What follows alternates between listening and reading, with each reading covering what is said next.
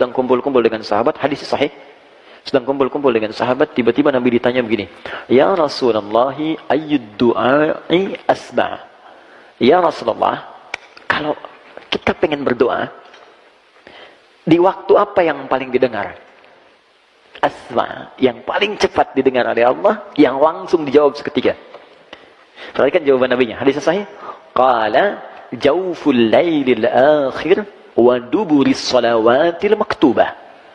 Kata Nabi, ada dua waktu yang istimewa. Jawful lailil akhir, di penghujung setiap malam, saat akan bertemu dengan subuh. Oke, saya berikan rahasia ya. Di antara kita saja.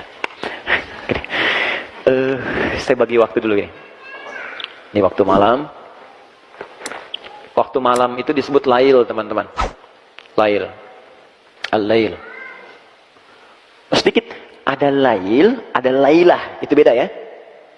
Oke. Kalau lail, itu menunjuk waktunya, malam. Waktunya saja. Terbentang dari ba'da isya sampai menjelang subuh. Kalau sekarang misalnya ba'da isya jam 7.30, jam 8 lah, jam 20 PM misalnya. Jam 8 PM malam sampai jam 4 misalnya. 04.00. Menjelang subuh. Ini lail. Waktu malam. Jadi kalau Anda menemukan kalimat lail, layali, lela, lili, lala, itu artinya malam dalam bahasa Arab. Ibu Leli, ibu malam-malam ya. Lail. Tapi kalau ada tak di ujungnya, lailah ini. Lailah. Maka tak ini menunjuk sifat. Sifat istimewa yang ada di malam itu. Bukan pada waktu, tapi menunjuk keistimewaan yang ada di malam itu. Misal, Al-Quran turun di satu malam. Malamnya istimewa. Malam Al-Qadar namanya. Maka malamnya disebut lailah, bukan lail. Maka turun surah Al-Qadar, Inna anzalnahu fi lailatil qadar. Taknya ada. Ini menunjuk di malam itu istimewa. Beda dengan malam biasa. Tapi kalau lail saja, itu malam. Nah, lail itu setidaknya dibagi dua bagian. Awalnya ini ba'da isya, ujungnya fajar. Dari sini terbentang sampai ke fajar. Di sini kurang lebih 15 sampai dengan 25 menitan lah. Ada yang disebut dengan sahar. Sin, ha, ra. Saharun. Jamaknya disebut ashar. Waktu singkat menjelang fajar. Sekitar 15 sampai 25 menitan. Nah ini sudah meninggalkan lail. Masuk ke fajar. Masuk waktunya disebut dengan sahar. Jamaknya disebut dengan ashar. Pekerjaan yang dilakukan di waktu sahar itu disebut dengan sahur namanya. Oh, nggak pakai sahur. Sahur. Oke. Pernah dengar makan sahur ya? Maksudnya makannya dikerjakan di waktu sahar. Jadi kalau kita ingin sahur di bulan puasa atau puasa sunnah, maka rumus dari Nabi nyata saharu, makannya di waktu sahar, jangan terlalu awal.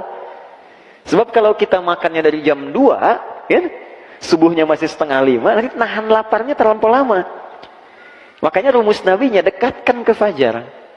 Ya, 20 menit sebelum fajar, sehingga energinya terkumpul, nanti dipakai ibadahnya masih kuat. Kan ketika bergerak metabolisme dalam tubuh kita, jadi energi dipakai untuk ibadah, semakin waktunya menipis di sini ke fajar, semakin banyak kita bisa menggunakan untuk ibadah. Makanya bawaannya nggak tidur terus. Banyak hadis palsu berkeliaran di bulan Ramadan. Di antaranya tidurnya orang puasa itu ibadah. Hadis palsu. Sekarang dari sekarang. Nah ini, teman-teman, ini kata Nabi, potensial diijabah doa pada saat itu. Makanya kalau sedang Ramadan, saat sahur itu, saya sering sampaikan kepada teman-teman itu, yang kalau ngaji, kalau apa, jangan berhenti dimakan. Kalau bisa, kalau sudah makan, duduk sebentar. Ada amalan dalam Al-Quran, yang kalau kita kerjakan, itu diisyaratkan langsung dalam Al-Quran, orang-orang yang mampu mengerjakan amalan ini, itu hakikatnya seperti ahli surga yang sedang jalan-jalan di bumi.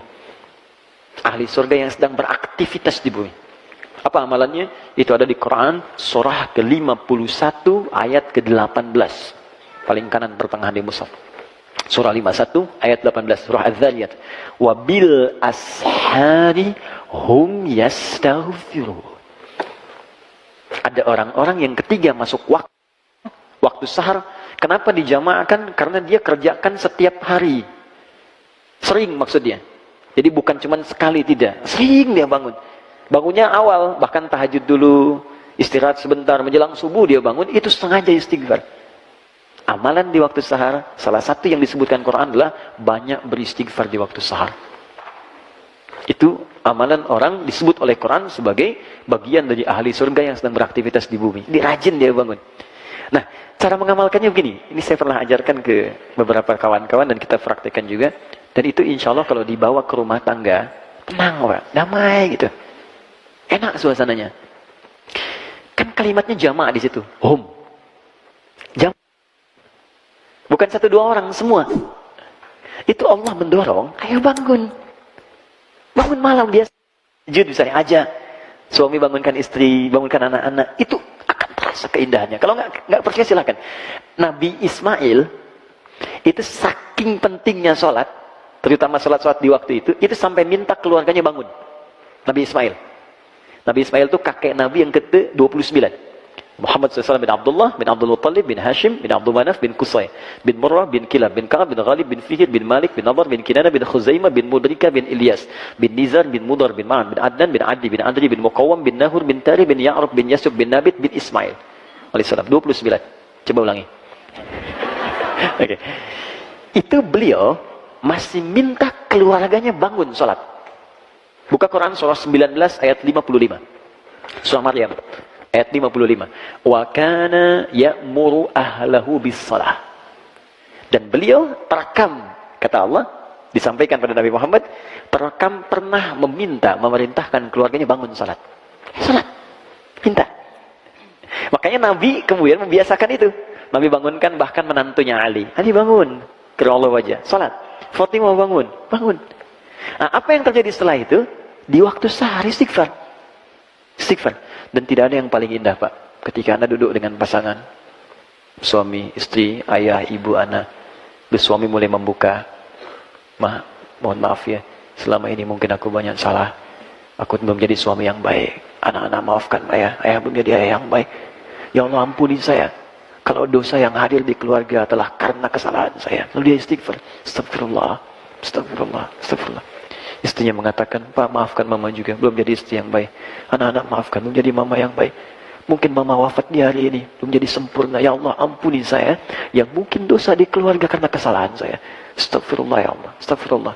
Lalu anak-anak mulai berkata, yang paling hebat ketika si kecil berkata, Pak maafkan Anda juga, sampai hari ini belum bisa ngasih mahkota, belum jadi anak yang baik. Lalu semuanya istighfar, astagfirullah, astagfirullah, minta ampun sama Allah. Maka apa yang terjadi? Seketika diturunkan ampunan Allah Subhanahu wa taala untuk semua anggota keluarga itu. Wa man istaghfara li, hadis qudsi, tabaqah pertama, tingkat pertama yang menerima hadis ini dari Nabi, 30 orang sahabat senior. Kata Nabi, ketika ada seorang hamba, hadis qudsi, wa man istaghfara li, yang istighfar di waktu itu, ghafartulah, aku ampuni semua dosa-dosanya. Kalau dosa sudah diampuni, rumus istighfarnya mengatakan semua doa walaupun belum diminta seketika akan dikabulkan oleh Allah Subhanahu wa taala. Kalau nggak percaya silakan.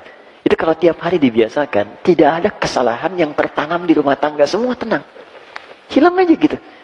Dan tenang di hari itu, kalau setiap hari enak. Semua mengoreksi, semua mendekati Allah, dan nanti Anda akan rasakan dampaknya ada kemudahan dalam kehidupan.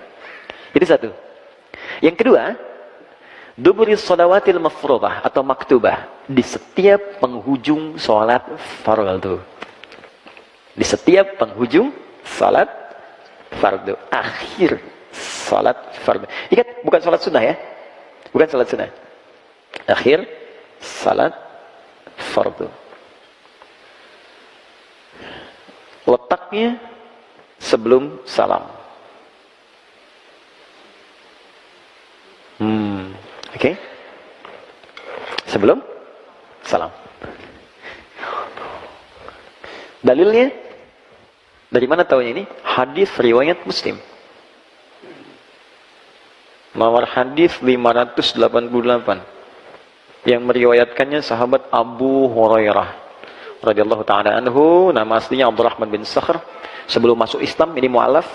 Sebelum masuk Islam namanya Abdus Syams, Majusi, pindah Kristen. Kemudian masih mencari-cari sampai bertemu Nabi di Madinah, masuk Islam.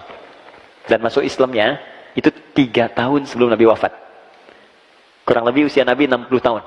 Jadi Nabi sudah agak lemah, kalau sholat kakinya bermasalah, makanya turunnya beliau menggunakan telapak tangan saat turun. Pernah saya bahas di pertemuan yang lalu ya. Kalau teman-teman review, Anda temukan kalimat itu. Kemudian yang paling hebat begini, karena sadar beliau itu baru belakangan masuk Islam, keduluan Abu Bakar, Umar, Utsman, Ali dan yang lainnya, maka perhatikan prinsip para sahabat ketika mereka merasa terlambat dibandingkan yang lain. Maka apa yang dikatakan Abu Hurairah, saya akan gunakan sisa hidup saya untuk menyusul kawan-kawan saya. Dia susul. Jadi yang teman-teman sahabat Abu Bakar, Umar, mungkin belajar dengan Nabi sehari, nggak setiap hari Pak, Bu, dengan Nabi. Nggak setiap hari. Mungkin dengan Nabi 2 jam, 3 jam, ya, ada yang ikut taklim saja. Kan mereka juga berbisnis. Abu Bakar bisnis, Utsman bisnis, nggak setiap waktu ketemu Nabi. Ya, Abbas paman Nabi bisnis, makanya beliau taklim itu nggak setiap waktu. Nabi punya majelis taklim, hari Kamis khusus untuk ibu-ibu, akhwat. Selebihnya nanti ikhwan. Nggak setiap waktu Abbas bisa ikut taklim. Tapi setiap akhir pekan liburnya mampir ke majelis Nabi sampai hafal 200 hadis. Tapi yang hebat begini, kalau saya masih ada kesibukan begini untuk bisa berinfak, jadi mereka itu bisnis tuh untuk bisa zakat, bisa infak. Yang dikejar akhirat juga. Itu prinsipnya. Kalau saya nggak hafal hadisnya, anak saya yang mesti hafal. Kalau saya nggak dapat Qur'annya, anak saya yang dapat. Maka kalau beliau sedang pergi dan tidak bisa ke majelis ilmu, maka anaknya Abdullah kecil yang disimpan di majelis ilmu. Karena itulah nanti ketika Nabi wafat, anak ini usia masih 13 tahun, bapaknya hafal 200 hadis, anaknya hafal 2000 hadis. Itu waktu dititipkan itu teman-teman, itu masih ada yang merangkak. Ya, masih merangkak. Bahkan kadang dibelai oleh Nabi, karena anak sering dibawa ke majelis ilmu, majelis taklim, maka kesenangan dia pun ke majelis ilmu akhirnya. Senang dengan ulama, senang dengan ustaz, senang dengan Nabi. Di anak itu gimana dibiasakan orang tuanya. Anda ajarkan dari kecil kalimat baik, subhanallah, alhamdulillah, Allahu akbar. Itu yang keluar di lisannya. Saya pernah lihat tahun lalu kurang lebih, ada anak tuh mau disuntik. Anak kecil.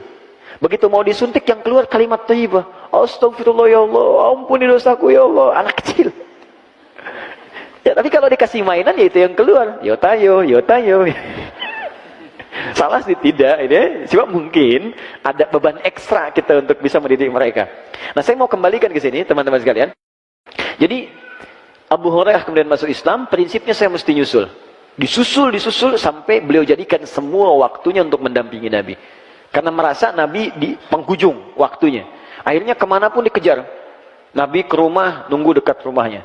Kemudian keluar rumah diikutin. Maksudnya gini, kalau sahabat nunggu di majelis ilmu Nabi, beliau pengen tahu dari sejak Nabi keluar rumah bagaimana jalannya. Kalau dipanggil bagaimana nengoknya. Kalau sholat bagaimana caranya. Jadi saking ingin dan nyusul dan mengikuti semua ajaran Nabi karena melihat di manusia terbaik yang pernah hadir di zamannya, maka diikuti setiap langkahnya. Sampai-sampai kata Nabi, buka sorbanmu. Dibukalah sorbannya, dihamparkan, didoakan oleh Nabi, pakai lagi. Ketika dipakai kembali, kata Nabi, engkau diizinkan oleh Allah setelah dibacakan apapun seketika akan hafal. Gitu. Didoakan oleh Nabi, jadi tahu ini ahli ilmu. Karena itu ketika didoakan, dipakai kembali apapun yang dibacakan kepada beliau seketika hafal. Yang mewarisi ini nanti Al-Imam Al-Bukhari. Nanti ibu saya sarankan, ibu cari buku tentang biografi Al-Imam Al-Bukhari. Ibu perhatikan amalan ibunya. Karena single parent. Jadi nanti sudah meninggal bapaknya, kemudian anaknya matanya buta, ibunya melakukan amalan itu berdampak kepada anak. Dari mulai anaknya sembuh dari kebutaannya sampai punya kepintaran luar biasa. Imam Al-Bukhari itu sekali baca seketika hafal. Saya tadi cerita di Tanah Kusir. Jadi Al-Bukhari saat muda dikenal ahli hadis, diundang ke Irak pusat ilmu oleh 10 ulama. Undangannya silaturahim. Begitu masuk ruangan kosong, nggak ada apa-apa, cuman ada kursi satu di tengah begini, dikelilingi ulangan 10 letter O. Apa yang terjadi? Ternyata diuji. Satu orang ulama menguji beliau dengan 10 hadis yang diacak semua sana dan matanya. Jadi nggak tersusun rapi, diacak. Satu orang mengatakan, ada hadis bunyinya begini, sampai 10. Menurut kamu, apakah hadisnya benar atau tidak? Kata Al-Bukhari, sebentar, selesaikan dulu 10-10-nya baru saya jawab. Ini 10 orang selesaiin dulu 100 hadis. Begitu sudah selesai, dijawab oleh beliau dari urutan pertama sampai yang terakhir tanpa salah sedikit pun. Sejak saat itu mendapatkan gelar Imamul Muhadditsin, kita sebut Imam Al-Bukhari. Dari situ peristiwanya. Nah, kembali ke hadis tadi, Abu Hurairah meriwayatkan hadis sampai hafal 7.000 hadis. Ya. Jadi kalau ada yang bertanya begini, kenapa Ali saja yang menantu Nabi hafal tidak lebih daripada 2.000 hadis, kok Abu Hurairah dapat 7.000? Jawabannya gampang. Karena sisa hidup Abu Hurairah itu digunakan untuk ngikutin Nabi terus. Sama dengan begini, ada anak 5 tahun hafal Quran, 50 tahun belum hafal. Kenapa? Karena anak itu memang fokus digunakan usia untuk menghafal saja. Jelas ya? Apa bunyi hadisnya? Idza tashahhada ahadukum. An Abi Hurairah radhiyallahu ta'ala anhu qala, hadis riwayat sahabat Abu Hurairah menyampaikan dari Nabi sallallahu alaihi wasallam, idza tashahhada ahadukum, jika Anda menunaikan tasyahud akhir dalam salat. Fokus. Jika Anda menunaikan tasyahud akhir dalam salat, fas'alu bi arba'in, maka mintalah 4 hal. Ya. Fokus teman-teman. Lihat sini. Ada 2 waktu dikabulkan doa dengan cepat. 1, ini saat waktu sahar. Yang kedua sesaat sebelum salat berakhir. Jika dalam posisi ini, tasyahud akhir sebelum salam, kita punya kesempatan untuk meminta apa yang kita mintakan. Saya yakin kalau Anda diberikan waktu misalnya, ada waktu 1 menit, minta apa aja dikasih. Mau minta apa? Wah, masa banyak tuh, minta kaya, minta karir, minta surga, ya kan? Minta suami soleh, minta istri solehah, minta anak-anak soleh, banyak semua minta. Kata Nabi, kalau mau minta 4 ini, yang lain akan ikut semua. 4. Kita hafal doanya. Apa yang 4 ini? Ini hadisnya, hadis Muslim, hadis 588. Allahumma inni, a'udzubika. 1, min azabi jahannam. 2, wa min azabil qabri.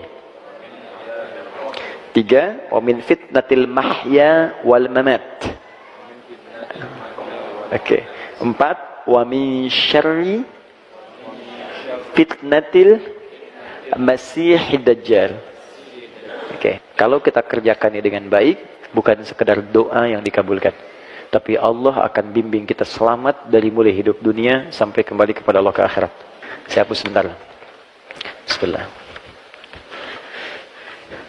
Ya Allah, sabar ya Allah. Alhamdulillah, pahala sabar cepat. 1. Bismillah. Izin ya, sambil nulis. Allahumma inni a'udzubika min azabi jahannam. 1, berlindung dari siksa jahannam. 1, berlindung dari siksa neraka jahannam.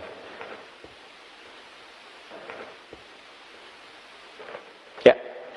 2, wa min azabil qabri, dari siksa kubur. Siksa kubur. 3, wa min fitnatil mahya wal mamat. Ini yang kita butuhkan sekarang. Jadi kalau kita berlindung menyebut ini, wah, hoax, bulian, caci makian, gak akan ngaruh ke kita. Hilang, lewat semua. Ya. Fitnatil mahya, fitnatil mahya wal mamat. Fitnah semasa hidup, juga saat wafat. Duh, kasihan banget nih, hidup di fitnah, wafat di fitnah juga. Terakhir 4. Wa min syarri fitnatil masihid dajjal. Ini yang paling buruk. Dan ini ujian keimanan yang paling dahsyat. Ya. Dan sebagian tanda-tanda kecilnya itu udah mulai nampak nih. Bukan tanda besarnya kita nggak tahu.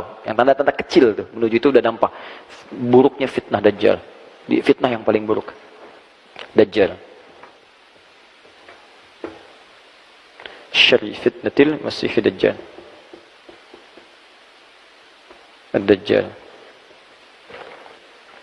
Ini seketika bisa merubah orang yang tadinya beriman tiba-tiba langsung jadi kufur. Seketika. Tadi ada 4 ini.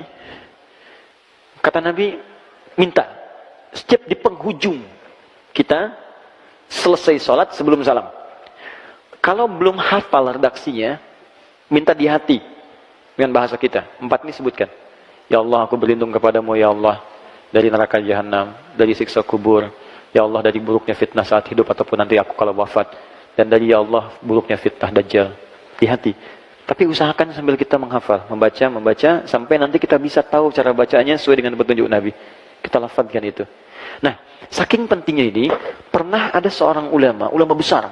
Bahkan Imam An-Nawawi itu mengambil riwayat dari ulama ini. Namanya Imam Tawus.